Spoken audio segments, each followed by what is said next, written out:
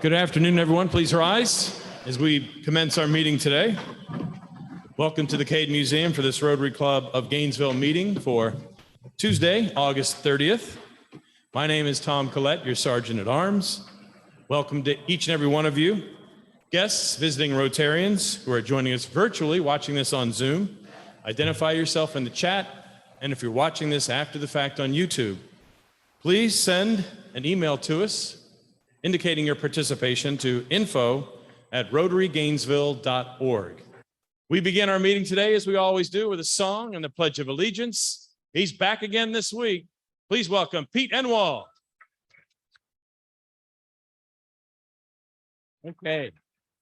No real joke today. Just want to share a couple of things with you. And you have to think about this, okay? So I warn you ahead of time. I had a homing pigeon. I kept homing pigeons for several years and finally sold my last one last week for the 22nd time. My Wi-Fi went down last night for about 15 minutes, and I had to talk to my family. They seem like really nice people. Okay, moving on. We're going to sing We Are the Boys of Old Florida because the first home game is this week. Go Gators! If you're on Zoom, you have a chance to go find somebody in your house that you can put your arm around. And if you're on YouTube, you can watch it later and get somebody to participate with you. So is everybody ready? Where's Tom? There he is. All right. The boys of old Florida, F-L-O-R-I-D-A. Where the boys are the squarest from any old state down our way. Hey, we are us from old Florida, down where the old Gators play. Go Gators! In all kinds of weather, we'll all stick together.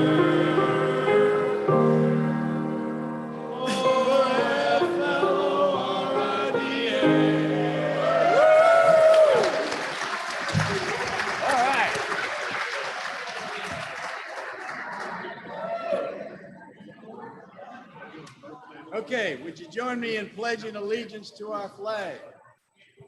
I pledge allegiance to the flag of the United States of America and to the republic for which it stands, one nation, under God, indivisible, with liberty and justice for all. Now please remain standing for our invocation today offered by Lori Vidal. Labor Day weekend, and I thought I needed a little help on this prayer. And so from the Anglican Book of Common Prayer, listen to this prayer. I think it's appropriate. Lord of the harvest, we give you great thanks for all the work that has been done to make our lives possible. For those who work the fields of the earth to provide us with food, for those who work in factories to provide us with clothes and so many other necessities, we give you thanks. For those whose work enables us to think deeply, act justly, and worship truly, we lift our prayers. For all who work with their hands, their minds, we ask, Holy Spirit, that you would imbue them with a sense of meaning and purpose, recognizing that all work done faithfully is done for the glory of God. We pray. Amen.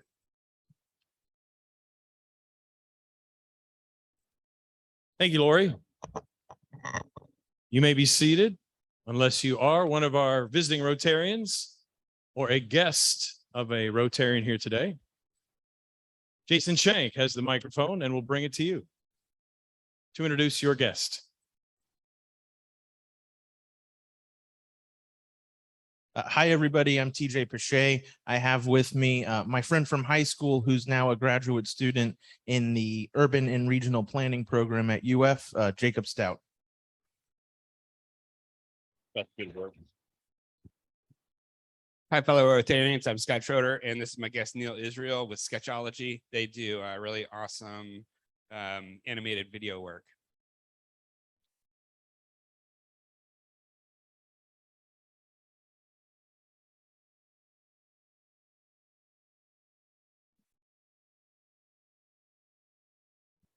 Thank you, Jason, for taking the long walk. Hi, Rotarians. I'm Eric Godet, and my guest today is Michaela Bernsteel. Michaela has moved here from Massachusetts, just a little south of Boston, to join the chamber as our economic development associate.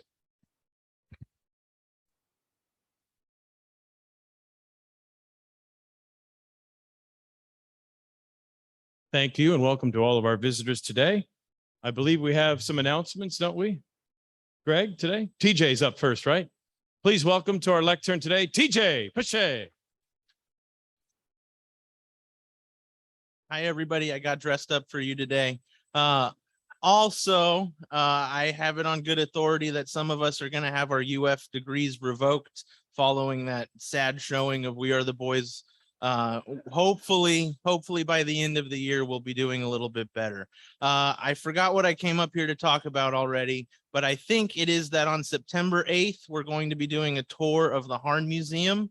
They have a wonderful new exhibit of Florida art. I think they had over 4,000 paintings donated to them in the past couple of years from a family out of Jacksonville. It's really cool if you like art. It's also really cool if you don't like art. So that's the evening of September 8th. If you'd like to come, you'll have an email in your inbox following the meeting. Thank you.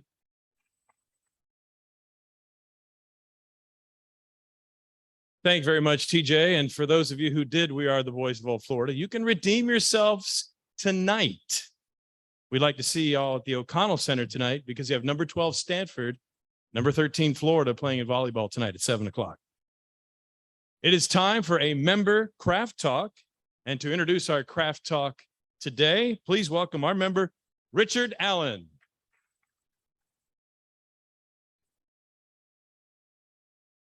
Thank you, Tom. Thank you, Tom. So I'm going to introduce our new Rotarian today. Lee Purvis is a clinical assistant professor at the School of Psychology graduate program at the University of Florida. Lee received his undergraduate degree from North Carolina ATS and East Carolina University, and then earned his PhD in school psychology from UF in 2017. After graduation, he completed a postdoctoral fellowship at UF Spring Hill. He then took a position as assistant professor at Louisiana State University, Shreveport, where he was a member of the Shreveport Rotary Club. In June of this year, he returned to Gainesville to take the role of clinical assistant professor at UF. In addition to his role at UF, he works for Hancock Smith Pediatric and Behavioral Health, conducting telehealth and assessment services. His primary specialties are family therapy, emotion dysregulation, and PTSD.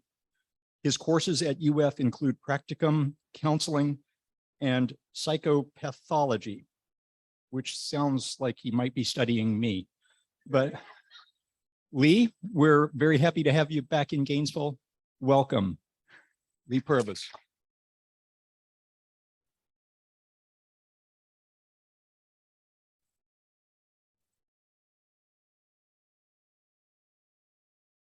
Thank you.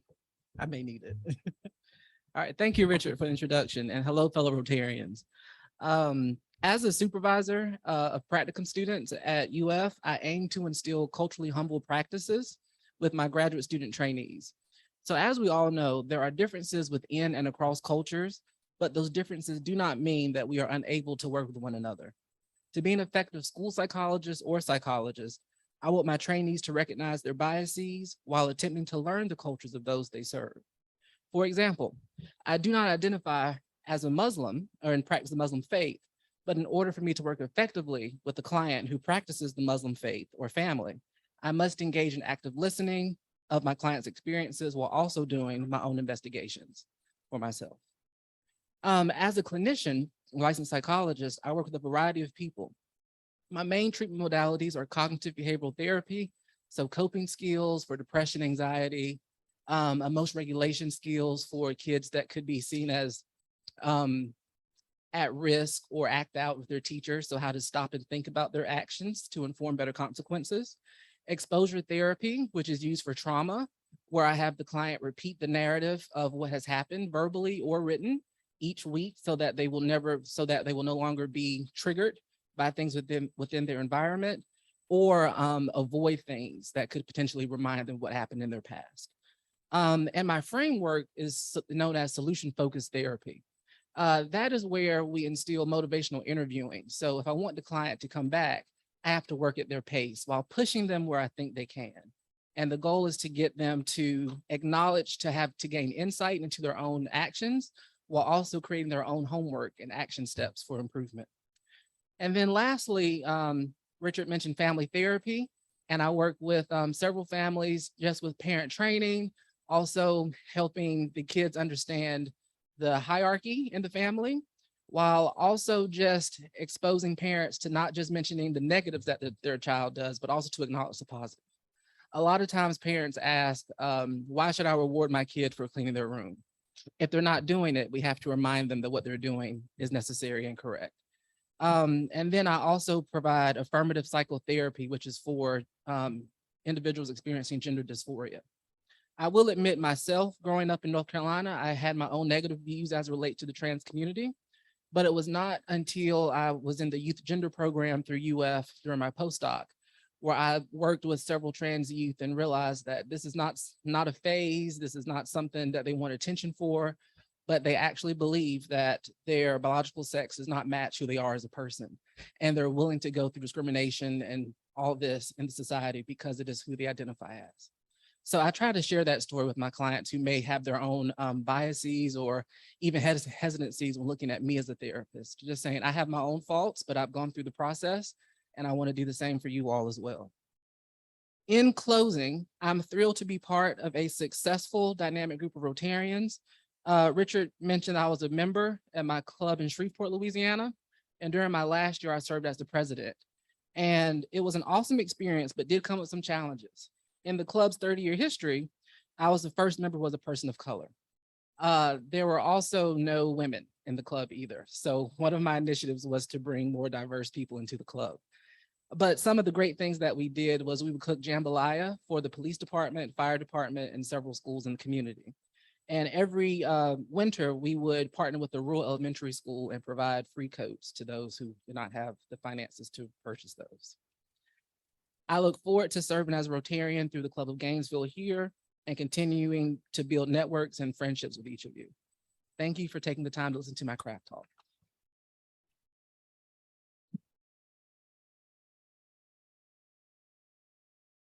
Lee, I want to thank you for sharing the important work you do with our club, and we're glad to have you.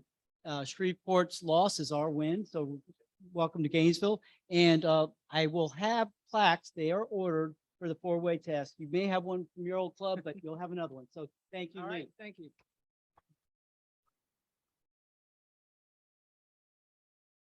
Thank you, Lee. Folks, fellow Rotarians, it's time to enter the groan zone. It's time for a Labor Day poem with our favorite poet laureate. Please welcome John Gregory.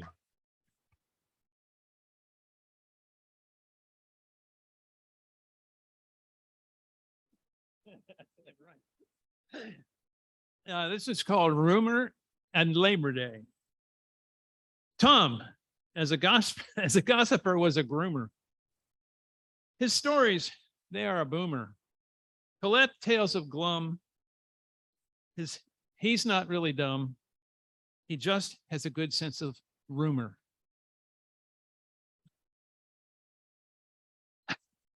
Joe Coffin operated with cause. Often he broke all doctors' laws. He was well known to heal up some bones. He was called the Wizard of Gauze.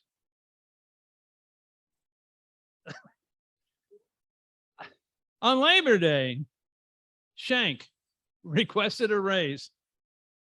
Jason thought he had a good case. 2 other companies are after me. And his boss said, well, and who might those companies be? He says, GRU and AT&T. While Olympics were explained I'm sorry, we're on, explained Ed. Ellet's maid must have had him misled. As her work confessed, she was second best.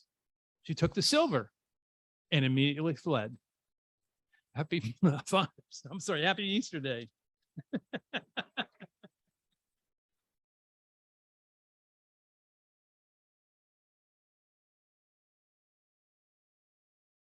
Wasn't that something? I always enjoy that. We're off to see the wizard, the wonderful Wizard of Oz. And now we turn this meeting over to bring it back, circle it back in to your president, Greg Young, everyone.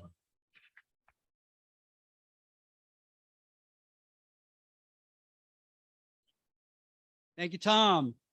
Not sure how I follow up on that last presentation, but thank you, John. So welcome, everyone. And I'm so glad you're here today with us. As TJ announced, the Harn on the 8th of September, it's our first time back since COVID. So we're trying to get back to some semblance of the old days. Anyway, as TJ mentioned, they acquired the Vickers collection, and that is quite a deal. And the Tuesday before, next week's speaker is going to be Dulcie Ramon, and she's the chief curator over at the Harn, and she will be speaking to us on Tuesday and giving us the tour on Thursday night. So let's see, mark on your calendars. As I mentioned, the Rotary Leadership Institute, February 11th is a Saturday. It's going to be at the Blunt Center, I believe. We're working on that, and that would be great. We really want to get good attendance from our club and from the community since it's in Gainesville. Auction committee will meet immediately following the meeting today. And Bill brought to my attention that there's a number of members in our club that have been long-term members of Rotary. And so with that said, Becky Farber, this is their anniversary month. Becky Farber, 25 years. Kirk Klein, 27 years in this club, 3 in another. John Gregory, 40 years. Wynn Phillips, 42 years. And Joe Coffin, where are you, Joe? Raise your hand, 48 years. So congratulations to all of you, and thanks for your dedication to Rotary.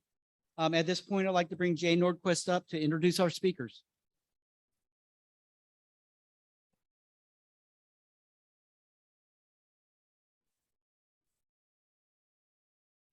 I might be accused of being a Gator fan. So I have the distinct privilege to introduce our speakers today. First of all, our very own Patrice Boyes, who's a land use zoning attorney with her own firm, Patrice Boyes, PA. She graduated from the University of Florida back in 1991 and passed the bar. In her professional life, she assists clients with business, corporate, and alternative dispute resolution. She practices in land use, environmental and property law, and commercial leasing and real estate transactions. Having represented development interests, property owners, and institutional clients, business owners, and local governments for more than 20 years. 30, you need to update your website. But you don't look at Patrice, so this is a good thing. She has been selected as a super lawyer to the Super Lawyers organization due to, among other things, her longstanding professional achievements and peer recognition. We know her as a longtime active member of our club. She's been in this club since 2005. And she is a Paul Harris Fellow. And so we are lucky to have her in our club and looking forward to her presentation. And then we have Gerry Dedenbach, someone who I am lucky to have both as a professional colleague and equally as important as a friend. He, if you know Gerry, and many of you around the room probably do, he's an institution in the North Central Florida area when it comes to the development community. So there he goes. He serves as Executive Vice President and Principal Planner with CHW Professional Consultants. That is a full-service civil consulting firm. Just as a side note, CHW over the years has been a long-time significant contributor to the Wild Game Feast. They have supported us over the years, and for that, Gerry, on behalf of all the Rotary Clubs of Gainesville, thank you. So let's give him a round of applause.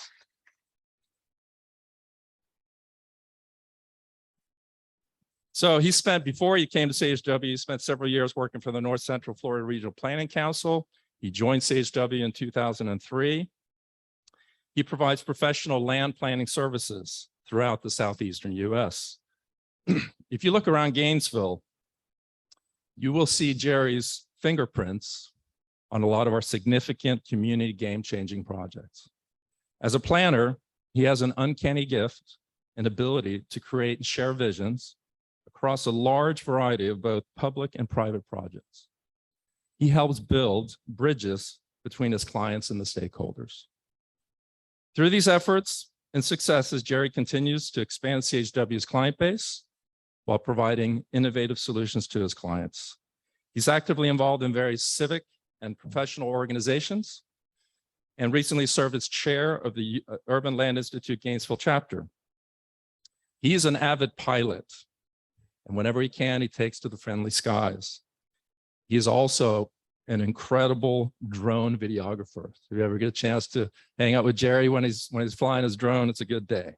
So with that, let's give a warm Rotary welcome to both Patrice and Gerry, and we look forward to your program.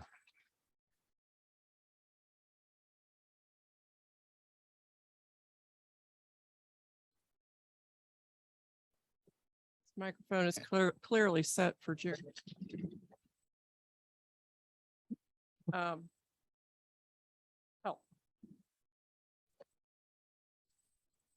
I'm short, thank you.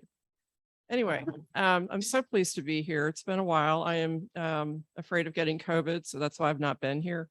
But it's really wonderful to be back, and hopefully things will calm down and we can resume our fellowship. Today, we're here to talk to you about what I'm sure everyone has noticed in the community, which is a sense that we're filling up. We have a lot of development in the outlying communities, downtown, suburbia, et cetera. What is going on? Is it good for our community? We're here to talk to you about some of those trends and answer your questions. So Gerry's going to lead us off with a PowerPoint we did, and I'll be back up in a few.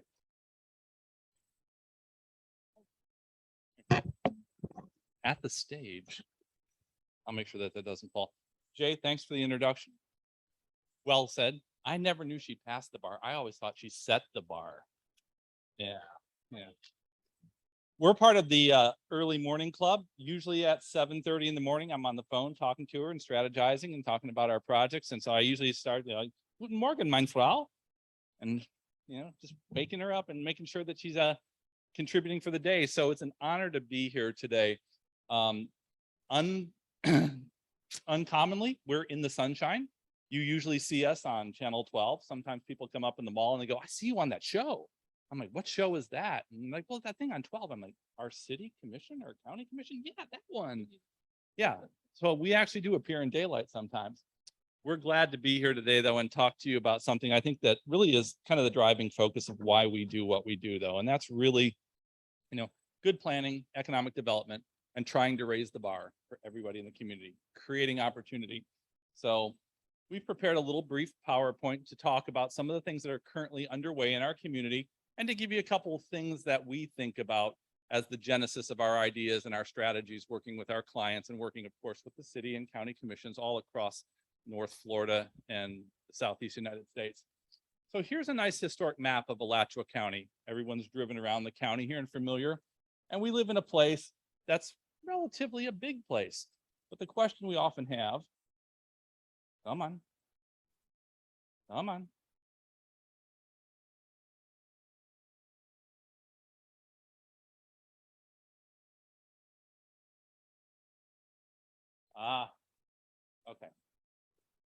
Okay, that's working. All right. I think he had to wake up the USB port.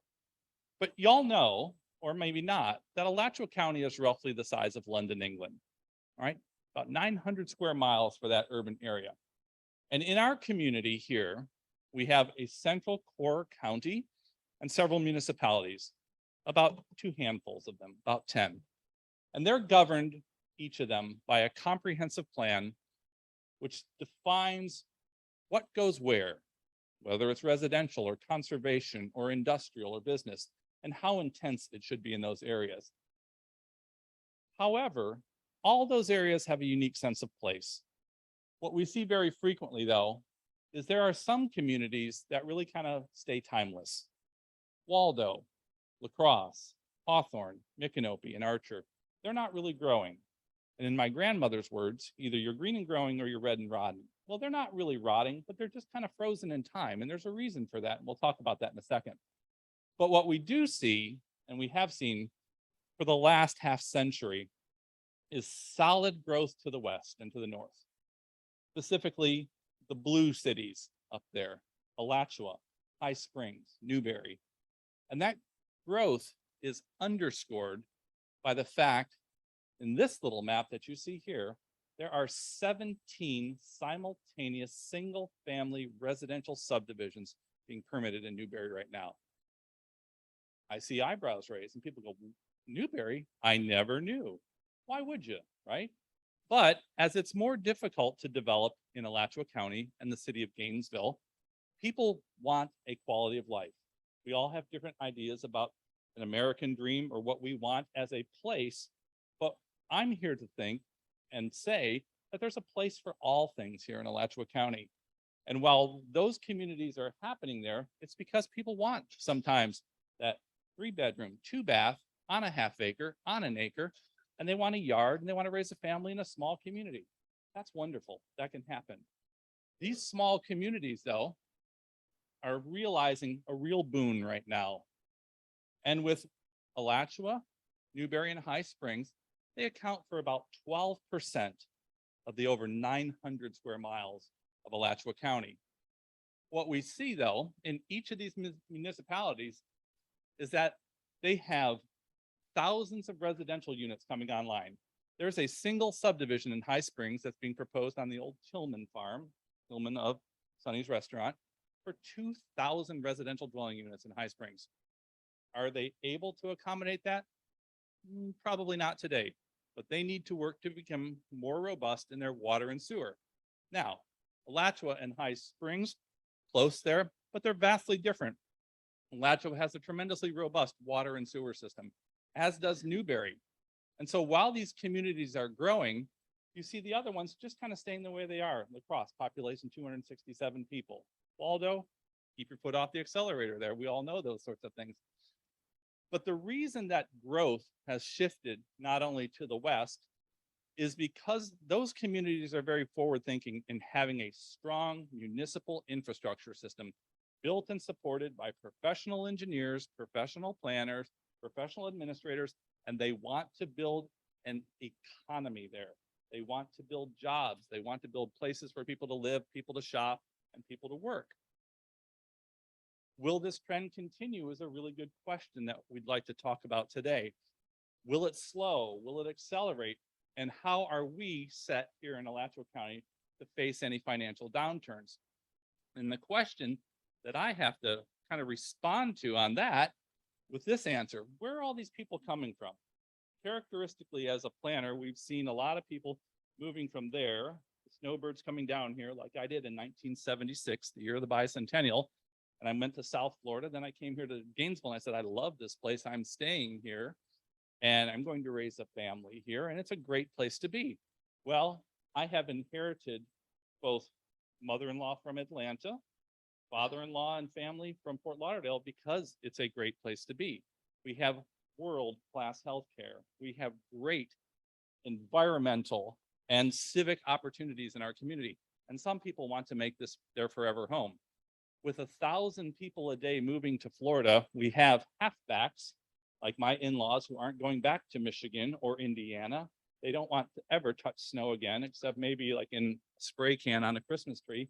But we're seeing people come here and they're choosing the 352 area code because of UF Health, VA, HCA, our great sports system, and our cultural resources here. So there's a pro and con that is forced out of that sort of rubric. As people come here, where are they going to go? Another part of what Patrice and I do is work inside the city of Gainesville and inside the cities. So this map that you can see here This portion, that's the color of Jay's jacket, is the University of Florida campus. All those blue squares that you see are infill, mixed use, multi-story, multi-family development being developed on parcels of 1 acre, 2 acres, 3, 4 lots that are a former parking lot that equate to 30,000 square feet of area. And people are building between the innovation district and campus and the downtown, and they're going this direction all day long. As a professional planner, I think it's a good idea if you want to build an apartment complex to do it this direction rather than taking 16 to 20 acres of trees in Newberry. If we have a parking lot, that's where the former hospital was, or somewhere where there aren't any people residing on those properties, turning that into an urban place is a good thing. I believe that because urban infill is financially resilient. It is far less expensive to support development inside the bounds of the city. Less police calls, less fire calls. And when there are calls for emergency services, they're going a half a block or they're going half a mile. They're not going all the way out to the edge of the community. It preserves the rural character of Alachua County. So the small cities can stay small cities and the area in between there can stay as agriculture. It's built off of existing roads, water, sewer, sidewalks, and all the infrastructure is there.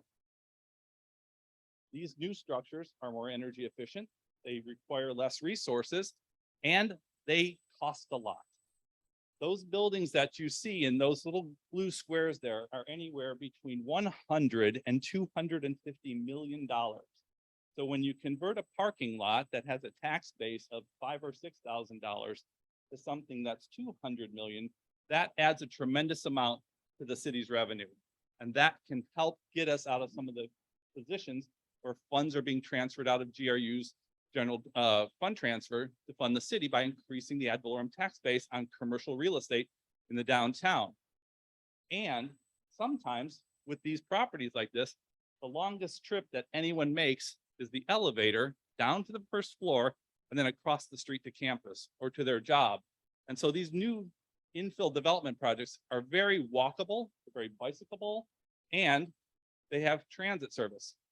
And when you talk about the big picture, by putting 400 or 500 people on a block or two in downtown, that's 400 or 500 cars that aren't on Archer Road, Newberry Road, 34th Street, trying to come into the central core of our hub and spoke city. And what this also does is it creates what we call the halo effect. When you plant a bell in the center, it rings out around in the effect of a new restaurant pops up, a new pharmacy pops up, maybe a clothing store pops up, but that halo effect helps to bring people in. Someone told me one time that people in cars can't touch their wallets. When you're walking in a downtown, you're certainly able to engage in the economy. And then lastly, this places people in proximity to the key destinations that need to be, whether it's downtown center or at UF Health or at any of the other offerings in the city. There you go. Perfect. Thank you. Gerry and I are always looking for opportunities to solve social problems in our community during the process of getting projects approved, whether it's in the city, out in the suburbs, or in the small cities. And one thing that we're very proud of, which has not gotten a whole lot of attention, so hopefully you're the first audience we're really talking to about it. We've pioneered a voluntary program for private developers in the downtown mid-rise buildings to set aside 10% of their units in perpetuity for workforce housing. And by workforce housing, we do not mean the chimera of 80 to 120% of the area median income. We're talking 50 to 80%. And so the theory being that if you are an admin assistant at the University of Florida, you can walk home. You don't need a car. You can walk to your residence. You can live where you work. You don't have to live out in Levy County.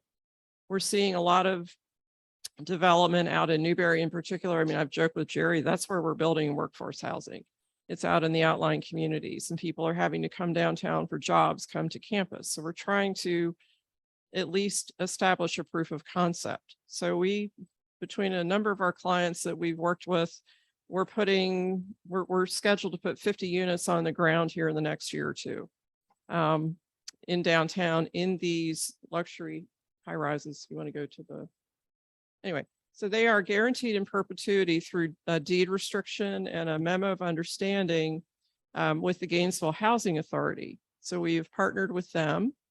They screen the tenants, the eligibility. They have a waiting list of 3,000 people who need housing and shelter in our community. We are a drop in the bucket, but hopefully an example for others to follow in the future. So we have a memo of understanding with them that's been approved by the City Commission. And the idea being that we're not making a ghetto of units in the building. These people have access to whatever units are open at any given time. They have the same amenities, the same finishes. It's truly an integrated structure. So stay tuned for more on that. Lincoln Ventures was the first client who agreed to do this. They're under construction now. If you've seen the cranes down by 12th on University, and it's quite a gorgeous building. The architecture is phenomenal. So we're repurposing, again, parking lots and degraded urban fabric into something quite gorgeous. There you go. That's what you will see on University. So we've created a pedestrian area in exchange for setting aside these workforce housing units. The developer has been given additional density because, to be honest, you have to find a way to make the numbers work for the lending community. Underwriters at this point, lenders are comfortable with a 10%. We're trying to get it to 15, but currently the equity market won't tolerate that. So what's on the horizon for us now? If you follow the Gainesville Sun, you are certainly aware of a couple projects that are coming forward that have been long time in the pipeline. On the left side is the Newberry Village project. That is 90 acres between I-75 and Fort Clark Boulevard, Newberry Road, and 15th on the north, where like CPPI and OEC are located there. That is going to be developed as a mixed use project. We'll have 2 different types of housing in there: active adult, age restricted, as well as market rate professional housing in that orange area on the right. The golden area on the left is the active adult. And in the center will be a town square. The front area is a mixed use area, which will have hospitality. It will have a new grocer. It will have all new offerings in a fashion much like Tioga or downtown Hale. But the hope is, as that redevelops, and I don't know if the pointer will go, that it will have that halo effect on this shopping center where I worked in the 80s when I was in college. On the right side is our big project. Yes, and this is 4,068 acres of property owned by the Lee family entity. Marion Lee has been a longtime Rotarian in our club. Anyway, we have been in the process of studying and inventorying and assessing the land for about 2 years. There is no particular development plan on paper. However, at a very high level, you start to massage and put the pieces together like a jigsaw puzzle. And you may have read in the newspaper that this is the location of the proposed new UF golf course in the southeast side of Parker Road. So this property is bisected roughly by Parker Road. It butts up against Hale, Oakmont, town of Metcalf on the east. It abuts Oakmont to the north. It abuts town of Tioga across Parker Road. It's in the center of probably a burgeoning educational node, with the new high school property having been acquired, the new elementary school that just opened a year or so ago, the GRU groundwater recharge park. A lot of amenities are coming together. So yes, this is a lot of land, and it's produces a lot of interesting reactions when we talk about it around town. But think about it. People are coming. They're not going to stop coming. You can't build a wall and keep them out. Where are you going to put them? Are you going to let development go willy-nilly, piecemeal, 20 acres here, 50 acres there? Or do you take this unique opportunity with a very willing family to collaboratively plan, master plan a model community that we hope will feature new ideas like a directed energy solar microgrid to power that development, the golf course, reclaim water into that community. Compost world. Compost world. We affectionately call it compost world. Lots of yard clippings and woody biomass from clearing will occur over time. Why not compost it locally on a 20-acre plot, turn that back into fertilizer to put back out into the local community rather than trucking it to the next county to a landfill. So we're trying to take some cutting edge ideas, and now is the time to bake those into the project. If you don't, this gets broken up by the next generation into 100-acre, 50-acre, 20-acre tracts, and you don't get any of these amenities aggregated. So that is my pitch. I know he wants to talk about this as well. Then we need to leave time for questions. Okay. So yeah, the only thing I wanted to add in here, since the pointer won't shine on the screens, that purple area that you see there is that purple area. It is the GRU service area. And as you can see, there's Hale Plantation, there's Oakmont, 999 units. And this is 6 square miles of land. The green line is the city of Newberry's city limits, and the purple line is Archer. And we feel very strongly that this is a community and the first lifestyle community to be done in Alachua County. With 6 square miles of land, a couple solar fields, and a few other facilities like a square mile roughly going to the university's new golf course, this gives us an opportunity. And honest Injun, we have never put pencil to paper to sketch where things would go, other than knowing that the solar is probably going to go on the far west side because it's less covered with trees. It's cow pasture land now. But we will not start the actual design process until later in the fall. So when I had the fun and honor to speak to you all today and collaborate with my dear friend Patric, we go back to the Historic Preservation Board when we were both duck ponders. She said, "You want to talk with me?" I'm like, "I talk to you all the time." And she's like, "No, I want to talk at Rotary." And I'm like, "Okay, so Ryan's going to have to put together a presentation." And I kept joking with him even on the car ride down here. "What did you do?" And he's like, "Nothing." Okay, where's our slide? So she left the last blank slide for me, insert map of something. So we threw this in and I got a chuckle out of her and I got a couple chuckles here. But in closing, what we wanted to say, and we really do believe this because we've seen this and studied this regionally, statewide, nationally, that Alachua County and its municipalities are far better positioned. See, I wrote that one, I can remember it. To maintain economic resilience than other areas. And so when the financial downturn swings around, because it always ebbs and flows, we are much better insulated here. And to that point, a thriving economy produces many more opportunities for all sectors of the population and its businesses. Master planning and strategic plans promote those new opportunities while protecting the true community assets. And the way that that is done is because planning is not rocket science, but it requires a balance of art and science, and it requires everybody's voice. So in closing, the success of our shared community requires the voice of collaboration in making sure what we do works best for our communities. Thank you for the opportunity to talk to you and speak with you today, and a great lunch. Maybe we can get a couple of questions. So if we have quick questions, and we can maybe slide in 1 or 2 before the meeting adjourns, then you can maybe come up if you're available after for additional questions. So we got that there. I was going to. Thanks, Bill. Keep it down. Keep it down. It would be a weird day if you didn't ask a question. I was going to break the ice with It's Mr. going to be a Miles. friendly one. Yeah. Surprise, surprise.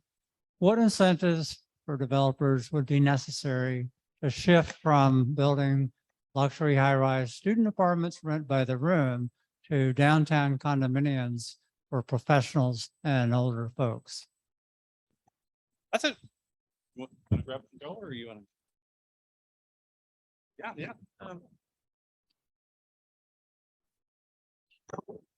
You should take it out. Yeah, really.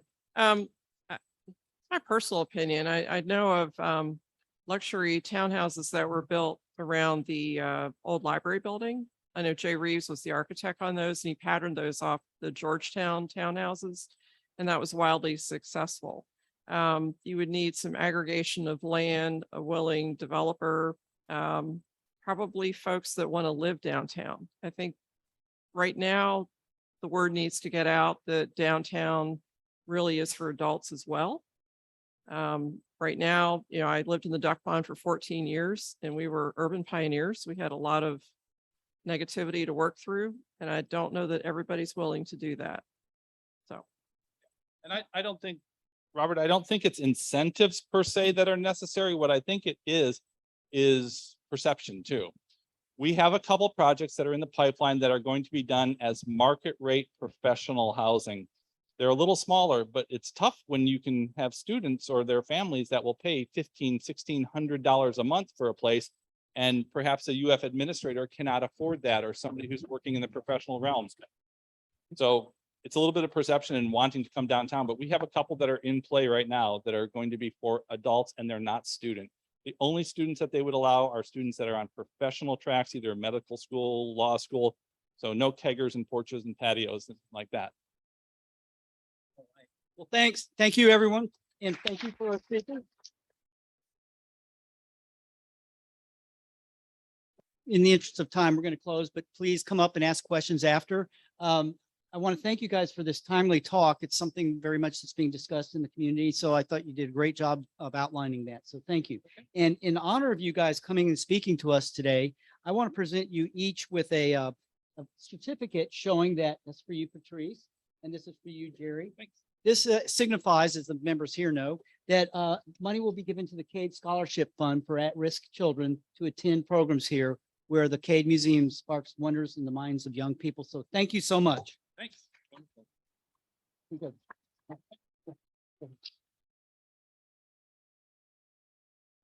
All right, so in wrapping up, let's see where I have here. Thank you for attending. As I mentioned, Dulcie Ramon next week, speaker, Arn. Please remember, bring friends to Rotary, because as we continue to grow, we can do more. So let's do that.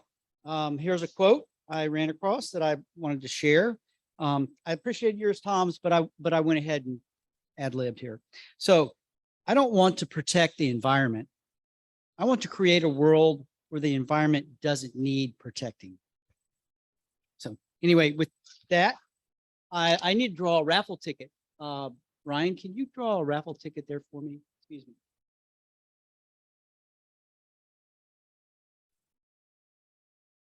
Thanks, Ryan. So last three digits of the winning number for the lottery, 894. And with that, our meeting is adjourned.